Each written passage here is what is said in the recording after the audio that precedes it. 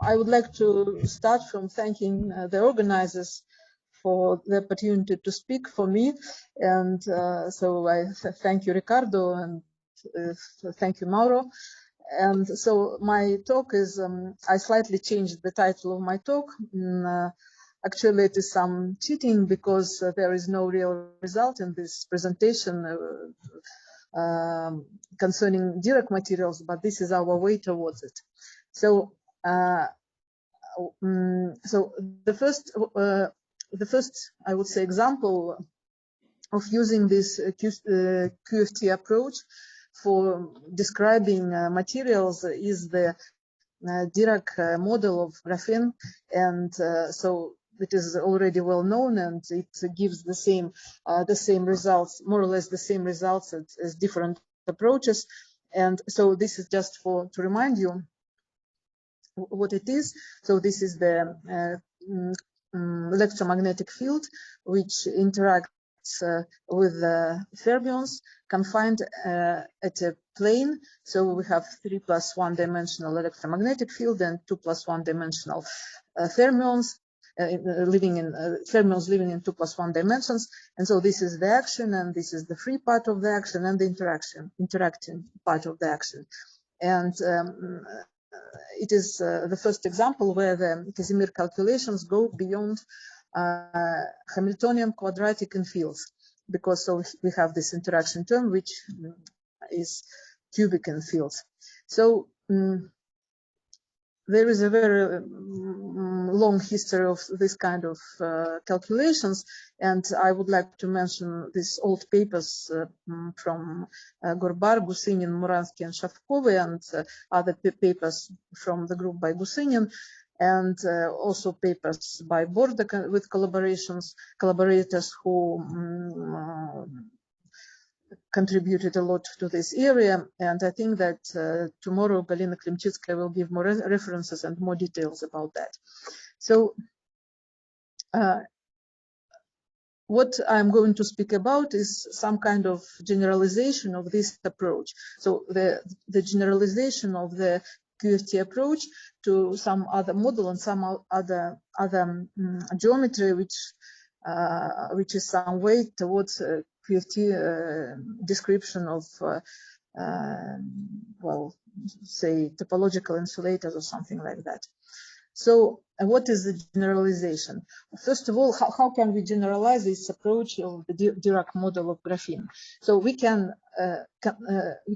confine the electrons not in a plane, or not in a graphene sheet, but confine them in half spaces.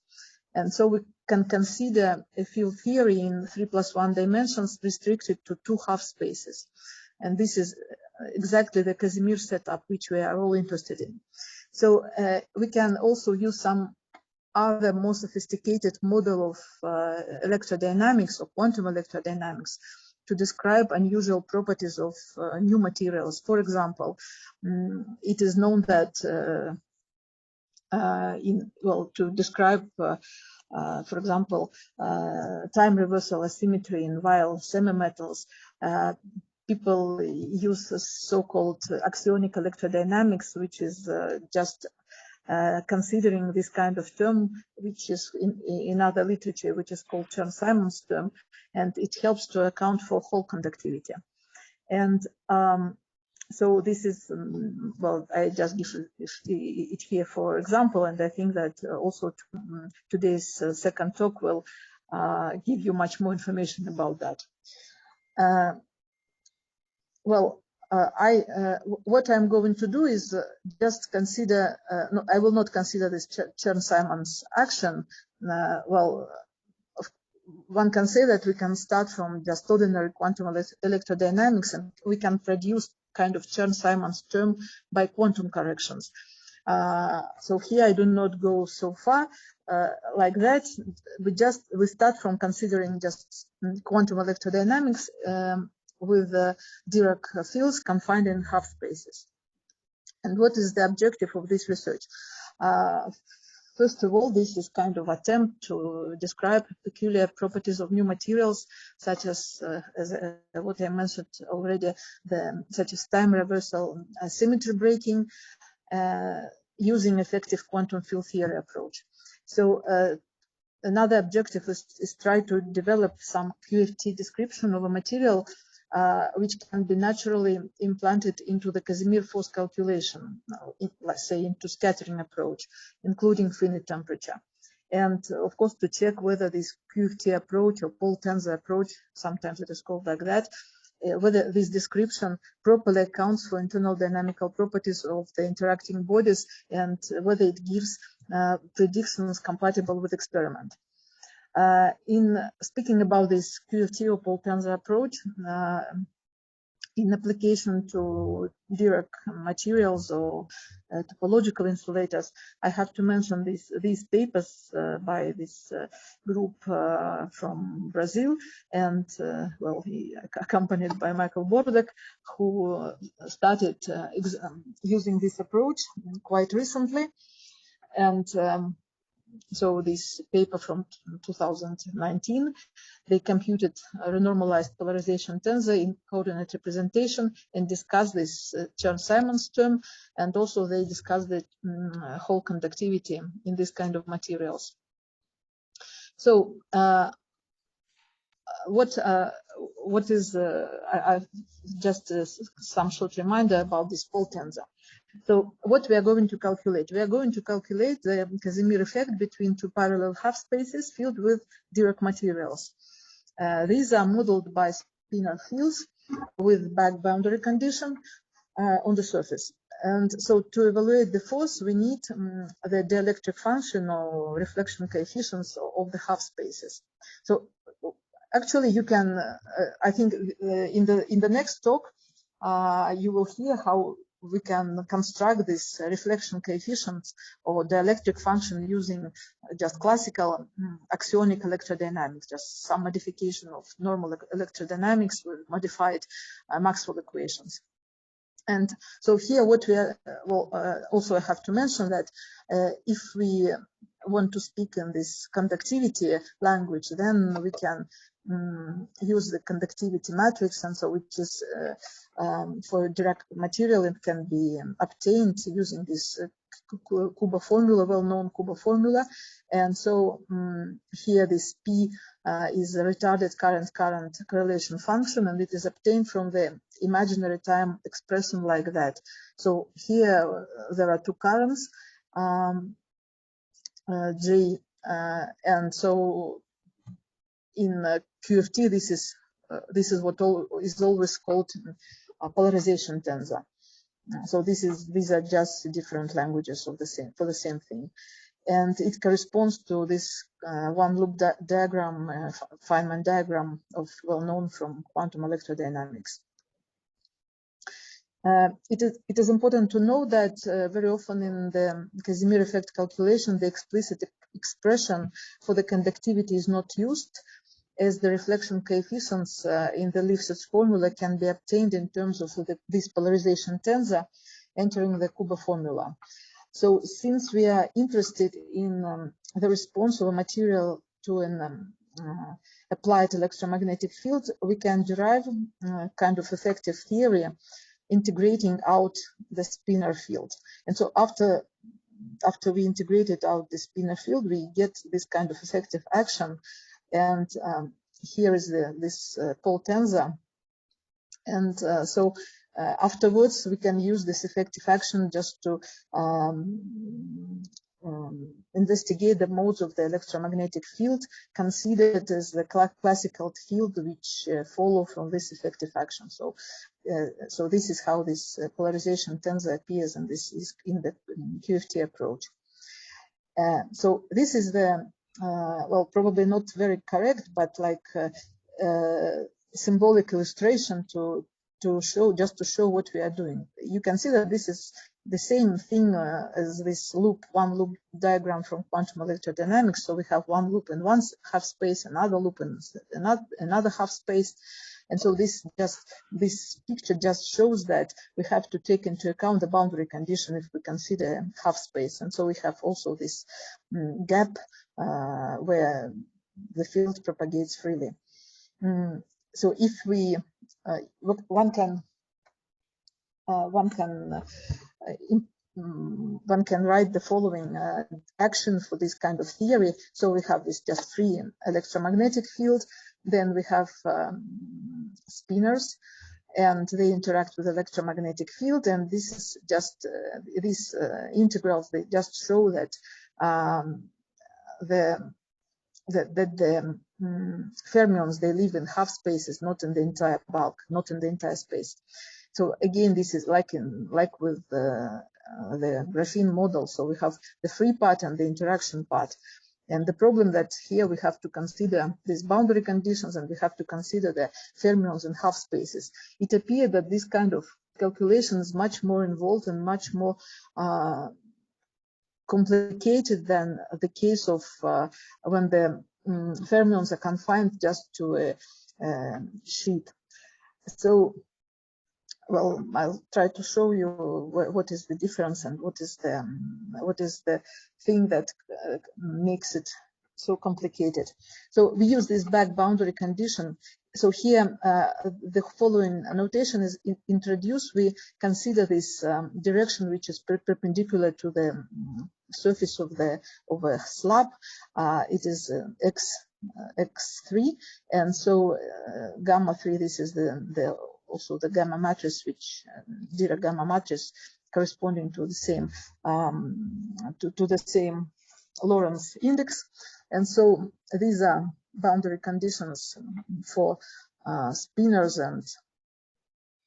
and conjugate spinors. And so this is the model. To proceed, we need to understand what is the propagator. So these are fermion loops, and so to compute this polarization tensor, this loop, we have to consider these propagators. So, and we have to take into account that the propagator of the spinor field should satisfy the back boundary conditions. So the back boundary conditions, they just guarantee that there is no current through this vacuum gap. So here we we use special mixed notation. So we just separate this third coordinate because it is normal to the surface of the material. So and all the rest coordinates, they are denoted by letters A, alpha or beta. And the same for the momentum, and these perpendicular momentas which we need, they are denoted by P and P prime. So this is just the formula. Probably it looks strange, but it is just the free spinor propagator after partial Fourier transform. So you can see that here we just did a Fourier transform with respect to this third momenta P, which corresponds, which is conjugated momenta to the coordinate which is normal to the surface of the material. And then this is just the free propagator in such special representation. And so if we want to satisfy the boundary conditions, so we have to use this kind of propagator. So this is kind of the reflection formula, we can say. So this takes into account this back boundary condition. And we can finally, what is the polarization tensor? It is just this kind of, again, the symbolic expression for which has two propagators of spinors, gamma matrices, and so this is proportional to electric charge squared, and so that's it. And to compute this, we use several types of Fourier transforms. So this kind of different mixed Fourier transforms, because you can see, so usually we have either a coordinate representation or momentum representation. And so here we sometimes use this mixed kind of representations, but it just so the expression may depend either on coordinates or momenta, and so zeta and zeta prime. This is just the z and z prime. This is just the this is how we denote this third coordinate, which is normal to the surface of the material. And so you see, when we took all this together, introduce all this expression into the final formula. This is our expression for the polarization tensor in this mixed representation. And here we introduce a new function, which is denoted by capital letter Z. And so there are several. So you can see that there are 4 terms, and also there are traces. And so if you expand all this, there will be an enormous number of terms which one has to compute. And what is important here is that we can separate 4 contributions depending on the sign of this z coordinate, because this is just shows in what part of space the point is placed. It can be they can both. So either both points z and z prime may be in the same half space or in different half spaces, both in the left half space or both in the right half space. And so this is what we can see, these different signs in the exponent.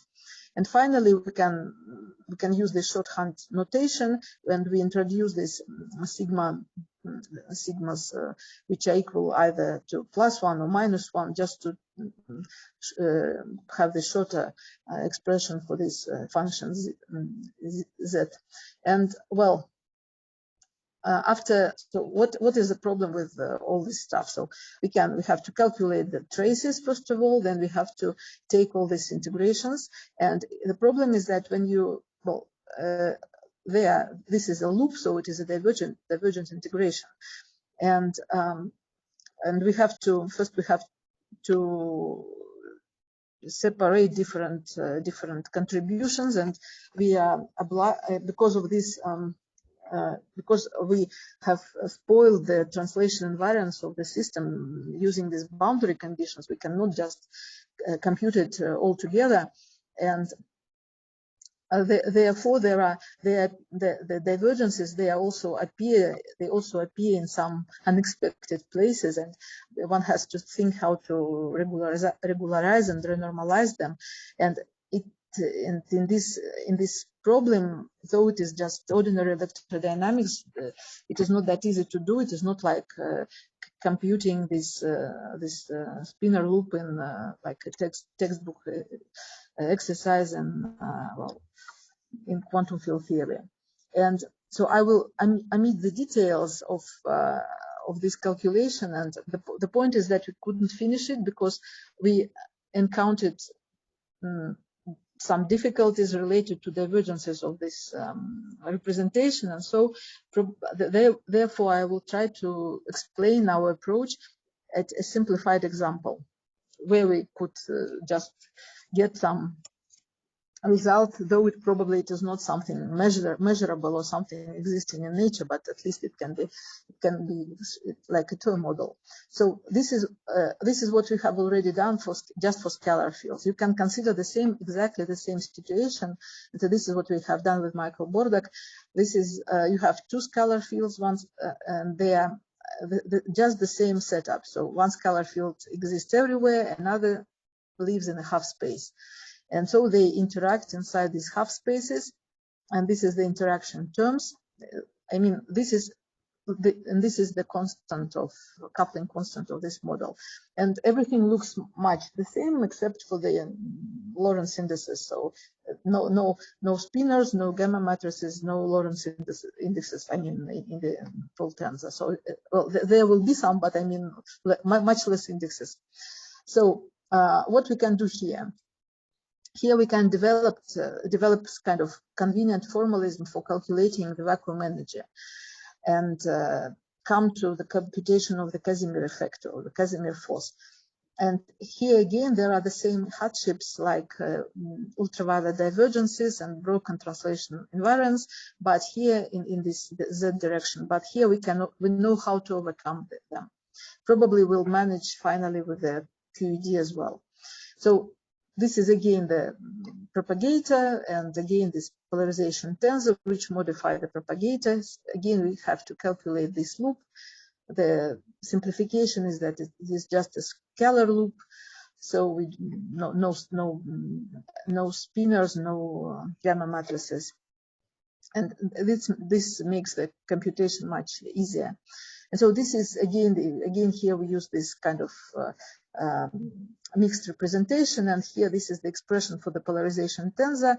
This is the you can see that in polarization tensor we always have two propagators entering. So and this is just the expression for, as we have just scalar field, this is the expression for the propagator of a scalar field. Again, I have forgotten to say that we say that the fields obey Dirichlet boundary condition. This is again a simplification with respect to back boundary condition. And so again, to take into account that the propagator obeys the boundary condition, we find that, well, taking this into account, we find that it has two terms, which is just constructed as propagator obeying boundary conditions. It is just the sum of two propagators, of two free propagators, with the slight shift in the arguments. So these are the formulas. They are very similar to the previous ones. And so what we are doing here, we can understand this polarization tensor as a potential, and so it is just something spoiling our perfect empty space. And so and we can use TG formula, well known to people who scattering approach, well known to those who work in the Casimir effect theory or experiments. And so where the T stand for T matrix and G stand for just free Green's function. And so then we can define the vacuum energy of some of the field phi in the presence of half spaces by the following formula, which looks like, in some sense, like Lifshitz formula. And so here this M is this kind of construction. So we have three Green functions, and this P1 and pi1 and pi2. This is something which describes our half spaces. And so here again, this is a shorthand notation. In fact, there are implicit integrations over the coordinates. So here, y's are assumed to belong to the left half space, and z are assumed to belong to right half space. And so we can define that pi1 is 0 outside the when both arguments do not belong to the left half space, and pi2 is 0 when both of the arguments do not belong to the right half space. And this is well-known formula for the free Green's function. And so with this setup, we can use our polarization tensor to introduce it into the TG formula. So this is how these pi1 and pi2 are related to, actually they can be related to the propagators, our propagators, which respect the boundary conditions and with the polarization tensor. So after taking the trace, we can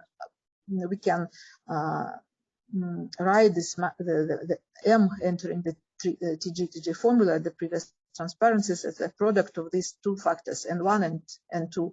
Actually, they will be as kind of reflection coefficients finally. So they will behave like reflection coefficients of the half spaces. And this is how they are derived. So this is, you see that these are integrations from -infinity 0. So this corresponds to left half space. Another N2 corresponds to the right half space. And so after some algebra, we can see how they enter the final formula. So this is the TG formula, which written in terms of these coefficients. And so what I have forgotten to say, so gamma, big gamma, this is just the well, momentum, sum of square root of sum of the momentas. And what else? So this is the expression which looks like TG formula or like Lifshitz formula. Actually, this one looks very similar to the Lifshitz formula. So this L, this is the distance between half spaces, and this is how this matrix, the trace of the matrix looks like. And finally, we can, comparing this expression with the Lifshitz formula at 0 temperature, you can say that the reflection coefficient of a half space in terms of this factor n is given by the following formula. And I remind you that lambda here, this is the coupling constant of the model. And well, to get some results, this is just the preliminary. And so then the p which enters this factor n should be computed. This is again this integral representations for the propagators, the momentum representations for the propagators. And here I will also not go into details because I think they're rather boring. So anyway, this is, we can integrate something out and use delta functions properties and so on and so forth. And this is the expression which we finally have to compute. So you can see again, these are sigma and sigma prime. These are just, they are equal just to plus minus 1. And so actually there are 4 terms here written here. And in these 4 terms, you can see that depending on this the arguments of these exponents, we have translation invariant and translation non-invariant part. So when both sigma and sigma prime are equal to 1, this corresponds to translation.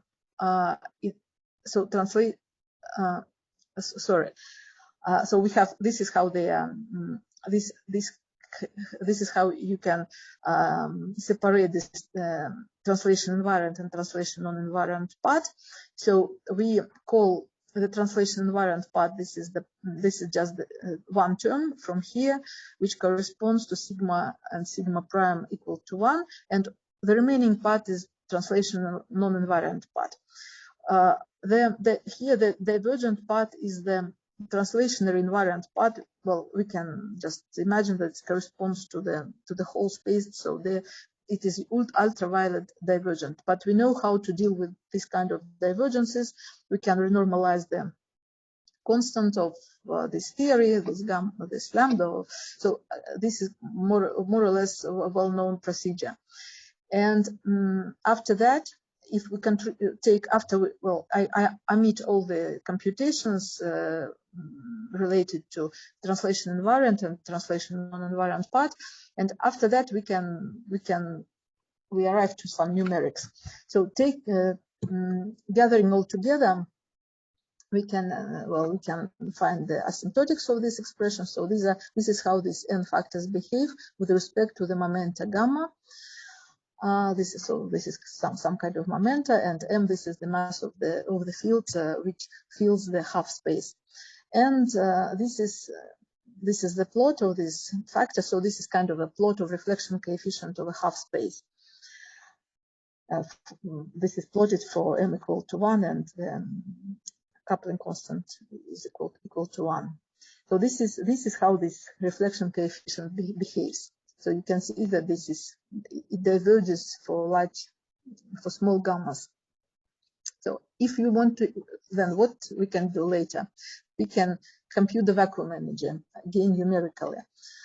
However, if you look at this expression, you can see that when gamma goes to 0, then we know that asymptotic behavior of this factor n, and it behaves like 1 over gamma squared. So the argument of this logarithm becomes negative, and it means that we get some complex vacuum energy for the field, and it is with a finite gap between the half spaces.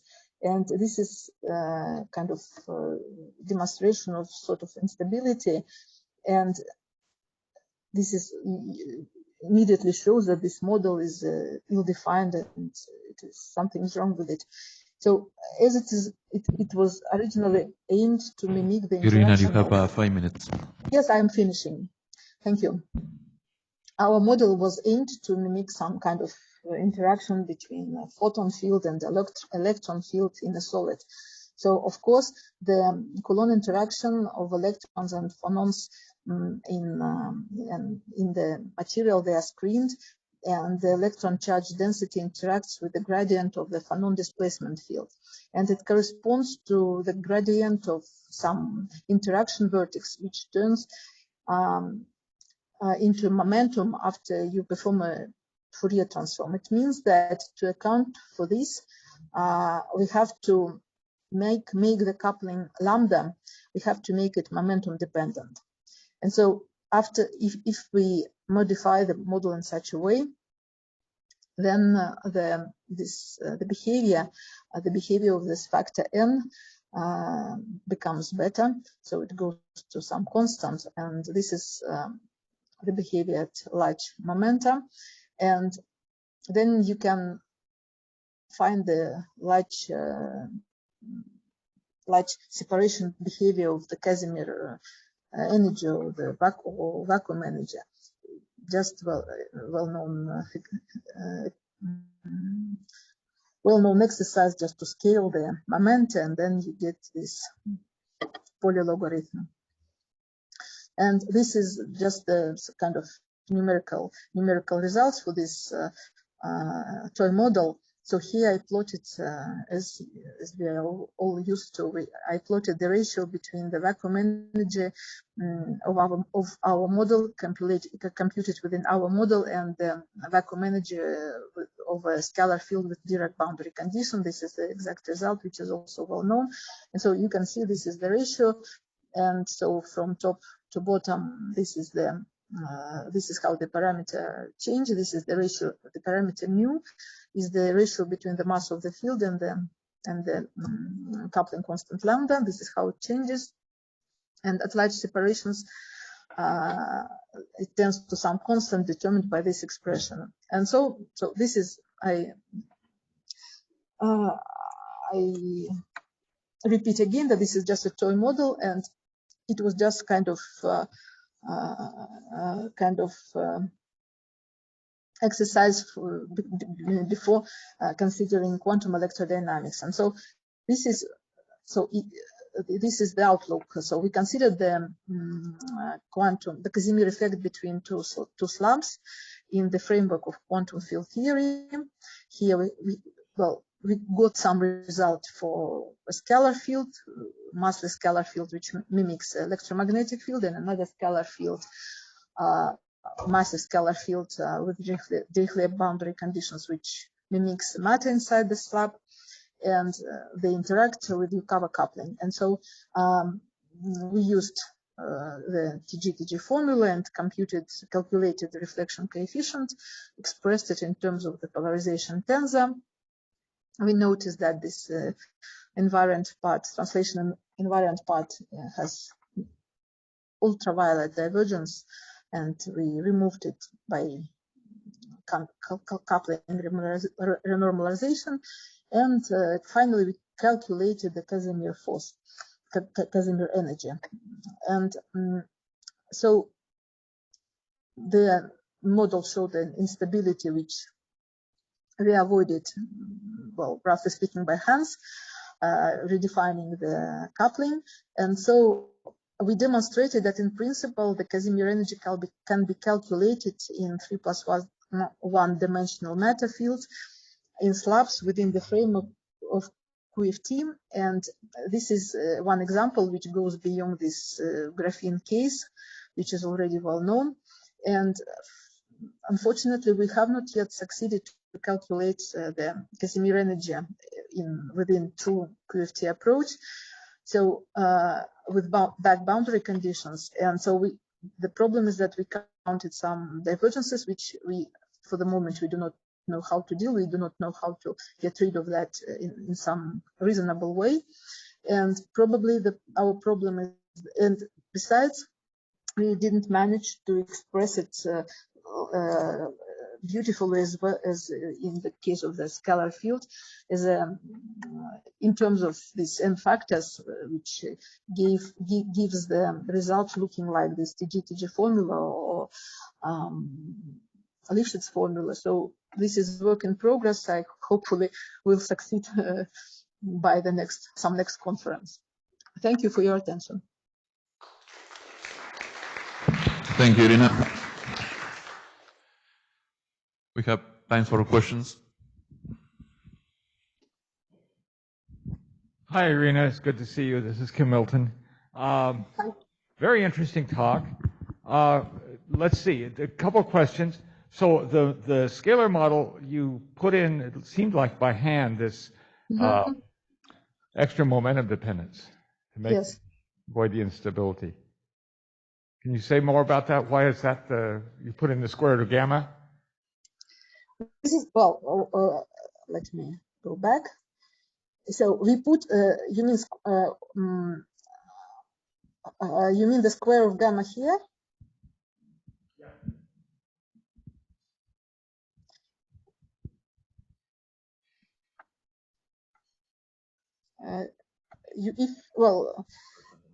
We just wanted to, so we were disappointed by the behavior of these factors which we obtained, and so so we got some divergent ends, and that is why. And this is. I understand why there's a divergence. I'm just, why did you choose that particular scaling of gamma? Yes. So it is.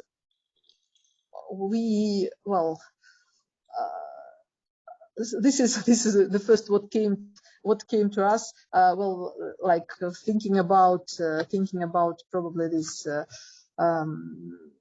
interaction of electrons in the field, like inside of the media. So this gradient displacement field.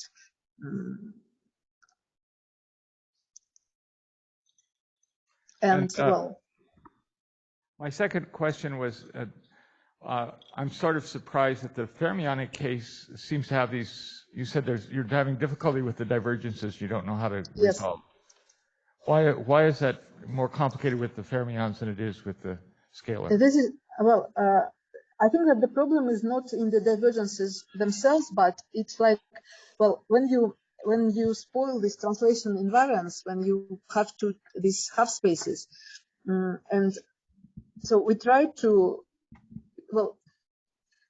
in Casimir calculations, what we do, we usually try to get rid of some unuseful divergences, like the contribution of empty space or something, right?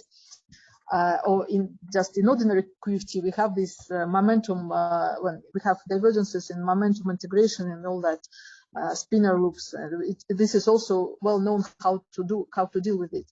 And here we have kind of mixed representation, because to use the, for example, if you want to present the result in terms which looks like Lifshitz formula or TG formula. I mean, if you want to get rid of in this approach we try to subtract the divergence which doesn't depend on the distance between the objects, right? And like the TG formula, it implicitly gets rid of it, because we have already like finite energy. And here, I think that the problem is that we do not use all the coordinates on the same grounds, and that this is which produces the divergences, probably they are not true. Probably there are some, well, auxiliary, well, something artificial. Probably if we use some other, well, probably some other basis for the polarizations of an electromagnetic field or something, well, probably we can rearrange it in such a way that we can get rid of them. But for the moment, we didn't succeed. Probably they all cancel, but well, for the moment, we do not see that. Well, there should be no divergences finally, but well, that's the problem. I have a question about the polarization that you computed. The if I understood correctly, is related to the conductivity. In typical Casimir calculation, that conductivity, at least in most of these calculations, the conductivity is local. In your case, it has the full theory, of course, has is non-local in the sense that it depends on both z and z prime, as you showed. But I'm wondering, in your theory framework, under what condition would a local conductivity description be valid? In other words, how does your formalism approach the usual description with a local conductivity? Well, I would, well, all these expressions, they are like kind of Green's functions with two arguments, and they are local in, just in this sense. But finally, when you compute everything, when you take the trace, you integrate over this. So I mean, in these factors n, I didn't write the expressions. Probably I omitted them, but finally, you see, we integrate them out. We integrate out this dependence on the coordinate. So in the final expression here, well, here we have only the dependence on the distance between the slabs. So this factor n, everything is already integrated out. I mean, did I answer? I agree with this, but I'm actually more curious about the polarization tensor that you computed directly. I see. In other words, because that's useful for other things as well, not necessarily Casimir, because it gives understanding in general of the electromagnetic property of the two half spaces. And I'm just wondering, how does one see this polarization tensor that you computed, and how that connected back to the local description that one tend to use in terms of conductivity? Well, this is a good question. We discussed a lot that point with Mauro and Decca. Well, this is well, there is kind of I think there should be kind of dictionary relating these objects from QRT and well, or from condensed matter physics, or well, so the main expression what we can use here to relate this polarization tensor with what we are used to in, well, sorry, this is just this well-known Kubo formula. So this is what I can say about that. So of course there can be well, it's a difficult question. I mean, this is a question for one more talk, actually. So at least what I can, if this is one more comment. Well, for example, if you consider this Paul tensor approach to the graphene, the conductivity of graphene, so there you can see that. Well, you can compute the Paul tensor and everything, and there will be a lot of machinery and well, very long papers, very long derivations. But finally, in some limits, they coincide with the results exactly coincide with what was found by simpler methods without taking into account this null locality and everything. So I don't know, probably this is like much ado about nothing. But at least it, in some limiting cases, everything coincides. So I don't know about this topological insulators or these vial semiconductors or whatever. So because this is not a finished calculation, and I cannot say that okay at that for that parameters we have exact coincidence or exact correspondence. But I'm afraid that it will be the same. We have one last very short question from Igor Bondarev. Yes, so this is Igor Bondarev. Thank you very much for the talk. It's a powerful machinery. However, my question is, you are not finished yet. I understand that, but what kind of peculiarities, advantages, or do you expect, do you foresee when you finish the work? What is going to be special about this particular geometry and about this particular material that you would expect? Well, this is not actually the geometry is non-particular. It's a material, I understand, but it's kind of trivial geometry. What do you expect to finally get? Well, what I would expect to,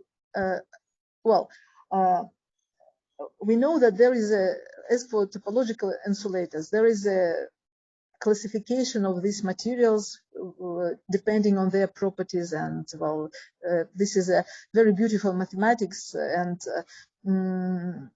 it would be fine to introduce it somehow in this QFT approach, because here this is something neutral. I mean, in the sense that I start from some very general theory, except for these boundary conditions and half spaces, but this is just ordinary electrodynamics.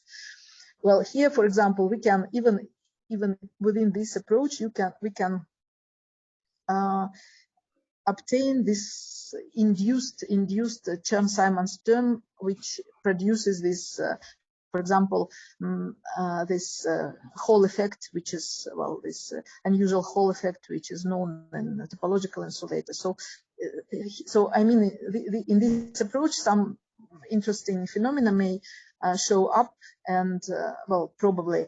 But as for the Casimir kind of calculation, probably we do not. I know I have cited some papers where, and I think that will be the next speaker who will speak about that. So, for example, people observe or predict negative or repulsive Casimir force between these kind of materials, and it would be fine to predict or to at least to analyze something of this kind within this QFT approach. It would be interesting if we arrive to that. So this is. Thank you, Irina. We have to move on. So let's thank Irina again. Yes. Thank you.